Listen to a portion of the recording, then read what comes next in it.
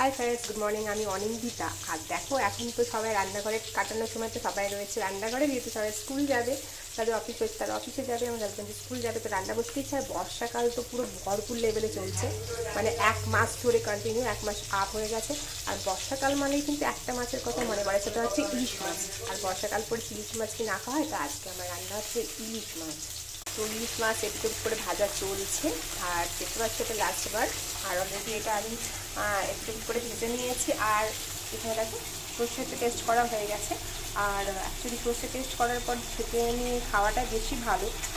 অনেকে আবার খায়, অনেক খায় না, তবে আমরা ছেঁকে নিয়েই খাই। তো সবথেকে চটজলদি উপায় হচ্ছে এর মধ্যে, যদি এই পেস্টের মধ্যে তুমি লবণ, হলুদ পরিমাণ দিয়ে মিক্স আপ করে তেলের মধ্যে দিয়ে দাও, তো আরও তাড়াতাড়ি হয়ে যায়। ইলিশ মাছটা এমনি তাড়াতাড়ি রান্না হয়, তো এটা আরও চটজলদি উপায়।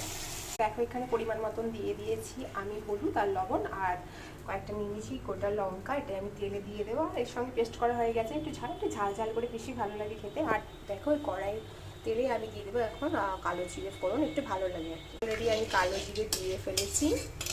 আর এখন আমি এটা দিয়ে দেবো পেস্টটা তেলের মাঝে। একদম ঘন ঘন করবো, বেশি জল দেবো না, এতে কোনো জল অ্যাড নেই। থাকার সময় তো যেটুকু জল দেওয়া হয়েছে সেটাই।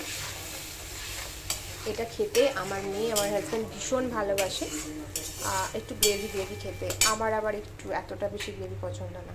তো দেখো, অলরেডি ফুটে গেছে, মাছটাও দিয়ে দিয়েছি। আর আমি এখন এতে আরও টেস্টি বানানোর জন্য দিয়ে দেবো সর্ষের তেল। এখন দিয়ে দিচ্ছি, দেখো, একটু সর্ষের তেল পরেই বন্ধ করে দেবো।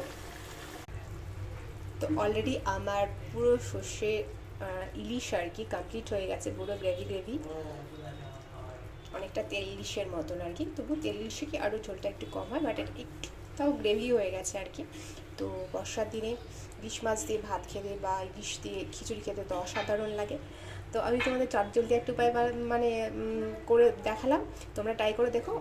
আরও প্রসেস থেকে খুব তাড়াতাড়ি এটা হয়ে যাবে। ভালো থেকে সুস্থ থেকো, টাটা, বাই বাই।